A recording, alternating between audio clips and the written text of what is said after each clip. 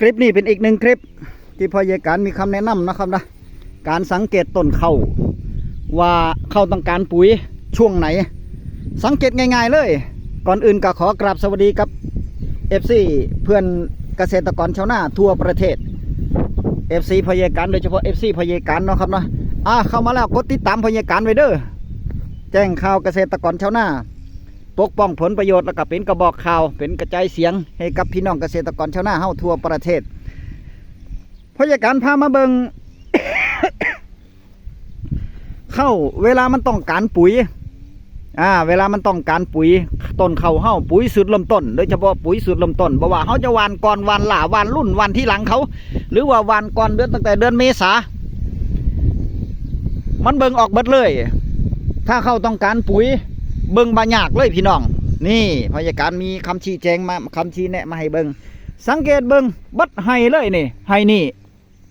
เห็นบ่ไห้นี่ปลายเห็นปลายเข้าบ่ปลายเข้ามันจะออกเหลืองแดงนี่แสดงว่ามันพร้อมที่ต้องการปุ๋ยแล้วคือสารอาหารมันบ่เพียงพอแล้วสารอาหารในดินมันบ่เพียงพอมันกินตั้งแต่ในหน่อยขึ้นมาเบิดแล้วหน้าดินนั่น ถ้าเขาใส่ฝุ่นขี่งัวขี่คุ้ยเบิ่งทั้งพุ่นเห็นบ่อสูงกว่ามูน่ะเขียวๆนั่นเป็นนาดุดใหม่ตอนตะกี้เป็น2 ไฮเพิ่นแปลงเป็นไฮเดียวเพิ่นแปลงเป็นไฮเดียวเสร็จแล้วน้ำมองใหม่เพิ่นก็เอาขี้งัวไปใส่บ่ดิเอาขี้งัวขี้คุ้ยไปใส่กองแล้วก็กระจายซุมนั้นมันเขียวเพราะว่ามันมีฝุ่นหลายมันกินฝุ่น ถึงแม้เป็นนาดินดุดใหม่ก็สร้างแต่ว่าเพิ่นใส่ฝุ่นใส่ขี้งัวขี้คุ้ยหลายมันก็มีกินตลอดนะครับนะมันเพียงพอแต่ว่าซุ่มที่บ่ได้ดุดเป็นนาเก่านี่นาเก่านาหม่องเก่านาดินเก่าเฮาก็เฮ็ดหน้าสุปีใส่ขี้งัวขี้คุ้ยไปน้ำยังบ่พอน้ำมันมาท่วมมันก็โอ้ยลอยขึ้นมามันก็ไหลไปน้ำนั่นละเนาะครับนะแร่ธาตุอาหารก็ได้ ซุ่มอยู่ในดินก็ต้นข้าวมันก็แย่งกันกินพอหากมันหลายได้ต้นข้าวต้นหนึ่งนี่หากเลยโอ้ยเงาจะเป็นคืบก็มี มองไหนดินลมๆแต่กอเบอะเยอะเนี่ยลองไปดึงเบิ้งว้ายหากข้าวขาวสลันไปแล้วดึงขึ้นมานี่โอ้ยเงาจะเป็นคืบพุ่นเต็มหนึ่งหากข้าวบางทีนี่กอใหญ่ๆเนี่ยเขาดึงมาขึ้นเลยเด้ต้องเอามือจกขี้ดินออกเอาแล้วก็ไปลูดเอามาสะน้ำเบิ่งไปหากเข้าทั้งนั้นเลยขาวสวยรวยแล้วแต่ละต้นมันก็ติดกันมึงดิล่ะมันก็แย่งกันกินสารอาหารจนแร่ธาตุในดินจนเบิดบัดนี้ มันบ่เพียงพอพอมันบ่เพียงพอปุ๊บกะวิธีที่ดีที่สุดนี่เขาก็มาสังเกตเบิ่งต้นข้าวแบบนี้ที่พยาการชี้แนะให้เบิ่งแนะนำให้เบิ่งนี่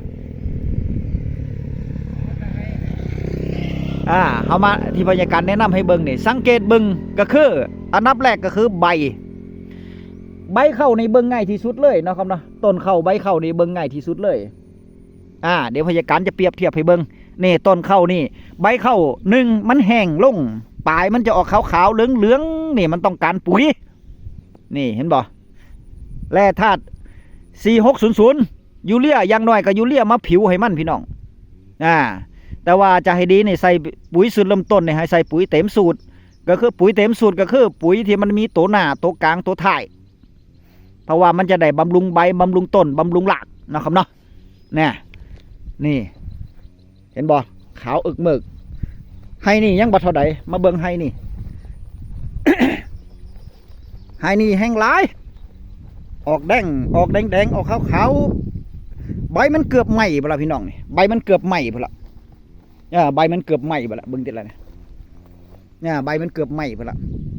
แต่ว่าให้นี่อย่าใส่ยูเรียด้วยนี่ใส่ยูเรียนี่เพียลงทันทีเลยพอมันออกแดง ต้องใส่ปุ๋ยสูตรเริ่มต้นนาดินทรายกับ1688พี่น้องนาดินทรายนี่1688ปุ๋ยสูตรเริ่มต้นแล้วก็หน้าดินเหนียวกับ1620ตามที่กรมวิชาการเกษตรเพิ่นได้แจ้งให้กับชาวนาเนาะครับนะที่เพิ่นวิจัยมามันจะเป็นปุ๋ยเต็มสูตรที่มันถึกกับดินมันปุ๋ยถึกกับดินพี่น้องนี่ปุ๋ยถึกกับดินเห็นบ่ออกขาวๆใบมันแห้งบัดล่ะใบมันแห้งมันกรอบใบมันแห้งมันกรอบหลาย นี่ใบมันแห้งมันกรอบหลายนี่เห็นบ่เนี่ยใบมันแห้งมันกรอบหลายนี่สมควรใส่ได้แล้วตอนนี้นี่สมควรใส่ได้แล้วอันนี้แสดงว่าต้นข้าวมันต้องการแล้วต้องการปุ๋ยนี่สังเกตง่ายๆเลยพี่น้องสังเกตง่ายๆเลยแต่ว่าวิธีการใส่ปุ๋ย1เบิ่งระดับน้ำเด้อพี่น้องเด้อระดับน้ำให้มันเพียงพอฝ่ามือหนึ่งฝ่ามือถึง1 คืบนี่แหละระดับน้ำเด้จากดินขึ้นมาฝ่ามือหรือ1 คืบก็พอถ้าน้ำหลายปุ๋ยที่เขาใส่ไปไอโตหน้า4600เนี่ยโตหน้ายูเรียเนี่ยมันจะไหลมันจะลอยถ้าน้ำไหลนี่มันจะลอยมันจะไหลไปน้ำปุ๋ยตัวอื่นมันยังจมลงดินเด้แต่ว่าทั้งนี้ทั้งนั้นมันก็จืดจางไปนะครับนะมันก็จืดจางไปจะให้ดีตันน้ำไว้ขังน้ำไว้น้ำให้พอประมาณแต่ว่าตอนนี้ฝนบ่ตกนี่แถวชุมชนบ้านพอยการเนี่ยฝนบ่ตกถ้าไผมีปุ๋ยสูตรลมต้นมาใส่ได้เลยเนี่ยช่วงนี้ละใส่จังหวะดีเพราะว่าน้ำบ่ไหล2น้ำมันมีเพียงพอมันน้อยพอเพียงพอเลยเนาะครับเนาะแล้วอย่างที่2พี่น้องในการใส่ปุ๋ยให้ระมัดระวังใส่ให้มันพอดีพอควรความต้องการของต้นข้าวในพื้นที่ของเฮาในพื้นที่นาเฮาเนี่ยมองยังนาให้นี่ประมาณสัก3 งานนี่แหละ2 งานกว่า3 งานนี่แหละก็เอาถังสีพยาการแบบถังสีหน่อยนั่นก็สักถังหนึ่งเนาะคำนวณนี่หวานเพียงพอเลยสักถังหนึ่งก็พอบ่ต้องหลายใส่ก็คือผิวใส่ให้มันเรื่อยๆก็ได้เขาบ่ต้องใส่ทีเดียวหนักไปเลยจังสี่ดิอย่าลืมว่าปุ๋ยเคมีมันมีผลมี2 ด้านมีคุณประโยชน์ก็คือถ้าใส่เพียงพอนี่ต้นข้าวได้รับอย่างเพียงพอนี่มันกินจนเบิดนี่โอเคต้นข้าวอุดมสมบูรณ์แต่ว่าถ้ามันใส่หลายโพด ผลเสียข้อที่1ก็คือมันโพดปุ๋ยต้นข้าวเฮาจะโพดปุ๋ยได้บ่เนี่ยพอโพดปุ๋ยแล้วมันอัวหลายมันจะเข้มหลายนั่นแหละก็คือมันจะตายมันจะหุ่นลงอย่างที่2กินปุ๋ยกินบะเบิดตกข้างอยู่ในดินเฮ็ดให้ดินเอาเสื่อมสภาพนี่เห็นบ่ว่ามันบ่ธรรมดาได้ปุ๋ยเคมีนั่นมันมีทั้งข้อดีแล้วก็ข้อเสียเพราะฉะนั้นก็ศึกษาดีๆพี่น้องปุ๋ยนั่นดินที่เหมาะสมดินมันเฮาก็จะมีแค่2 ดินแค่นั้นนะอย่างภาคอีสานนี่ดินทรายกับดินดานหรือว่าดินเหนียวนี่มี2 ดินแค่นั้นดินล้วนปนทรายก็ถือว่าเป็นดินทรายมี2 สูตรเริ่มต้นถ้าคิดยังบ่ออกไปซื้อปุ๋ยเอาหน้าผมเป็นหน้าดินทรายครับ1688หรือ16 8แล้วถ้าหากว่าเป็นหน้าดินเหนียว16 20เอา16 20มาใส่พี่น้องมันจะตรงกับดินในส่วนของลึกๆแล้วข้อมูลเชิงลึกว่าเฮ็ดหยังต้องใส่16 20หน้าดินเหนียวนี่อันนี้ก็ไปศึกษาค้นคว้ากันเดี๋ยวพยาการได้ข้อมูลเดี๋ยวพยาการจะมาอธิบายคลิปหน้าพุ่นแล้วเนาะเดี๋ยวมันจะยาวไปพี่น้องอันนี้มาแนะนำเรื่องการสังเกตว่าต้นข้าวต้องการปุ๋ยสูตรเริ่มต้นเนี่ยช่วงไหนนะครับนะจะวานก่อนวานหล่าวานรุ่นวานที่หลังวานก่อนมูวานตั้งแต่เมษาสงกรานต์พุ่นก็สามารถเบิ่งได้บัดถ้าเป็นต้นข้าวนี่แหละวิธีง่ายๆแล้วมันจะบักคือกันได้พี่น้องมันจะบักคือกันถ้าหากว่าปุ๋ยรับร่วงได้หมายถึงว่าปุ๋ยข้าวเฮามันท้องมันกลมมันม่านแล้วเลยมันต้องการปุ๋ยที่จะไปสร้างเม็ดนั่นอันนั้นเบิ่งอีกอย่างหนึ่งได้พี่น้องมันบักคือกันเด้มันบักคือกันเลยแล้วปุ๋ยที่เขาใส่เนี่ยจะเป็นปุ๋ยสูตรระเบิดลวงเข้าล่ะถ้าเป็นแบบนั้นปุ๋ยสูตรระเบิดลวงเข้าแล้วบางคนตามวิชากรมวิชาการเกษตรก็บอกว่าให้ใส่15 ซึ่งชุมชนบ้านพอยการนี่ใส่มาตั้งแต่หัวเท่ากำปั้นหมดละใส่กันมาแต่ว่าในส่วนของ เกษตรที่พยาการไปอบรมเพิ่นก็บอกให้ว่าใส่ยูเรียเด้อเพราะว่าเพิ่นว่าใส่ยูเรียเอายูเรียผิว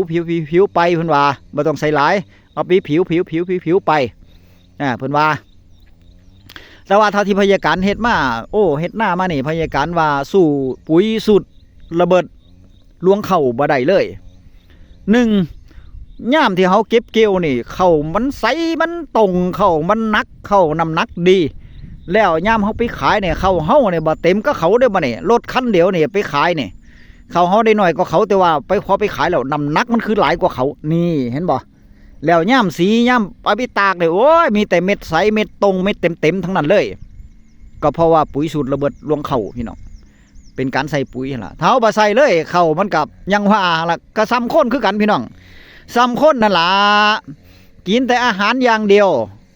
กินแต่เจียวเบิดปีเบิดมือเบิดเว้นมันกับเบื่อกันนายแล้วเนาะหรือว่าคนมักลาบงัวกินแต่ลาบงัวซุมือเป็นวันเป็นเดือนเป็นปีนี่แบบนี้มันกับเบื่อมันกับจำเจมันบ่เขาต้องเปลี่ยนอาหารให้มันหรือว่าเขาต้องเสริมให้มันเป็นว่าคนอยากสวยก็ต้องไปเสริมแม่นบ่เสริมคิ้วเสริมจมูกเสริมหั่นเสริมนี่มันก็งามขึ้นมาตัวเนาะคนห่างๆนึงตะกี้ว่า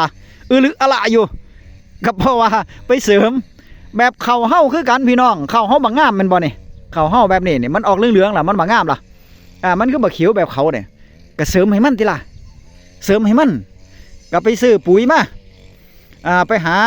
ฝุ่นมาเอามาใส่ให้มันเพียงพอเสริมให้มันดีมันขาดสารอาหารตัวใดเขาก็สังเกตบนต้นเข่าเห่ามันเป็นแมลงเพียลงเขาก็ไปพ่นยาฆ่าเพียให้มันโอ้ยมันก็งามขึ้นมาตัวเนาะแล้วเม็ดเข้าเฮากับเว้ยยามออกเม็ดออกล่วงมาบ่อายเด้พี่น้องแห่งนาติดทางนี่บ่อายเลยเนี่ยเอ้ยงามบ่นี่งามแล้วอันนี้นี่เพิ่นวันเมษาดิพี่น้องนี่เข้านี่ เข้านามองนี่เพิ่นวันเมษาวันก่อนหมู่ตะกี้เขาก็บอกว่าโอ้ยอย่าไปวานเฝ้าวานไปซ้ายว่าสั่นเพิ่นว่าเฝ้าวานไปซ้ายนี่ไปมาดีของเพิ่นอยู่เด้ดีของเพิ่นพร้อมถึกจังหวะถึกช่วงวันเวลาพร้อมแล้วบ่ต้องได้วานซ้อม3 รอบ 2 วานแล้วเลยนี่น้ำก็พอช่วงที่เขากำลังจะวานกันบัดนี้ฝนมาโอ้ยฝนมาหลายมือหลายเว้นน้ำไหลพ่อมปล่อยน้ำทิมบัดพยาการคนหนึ่งปล่อยน้ำทิมบัด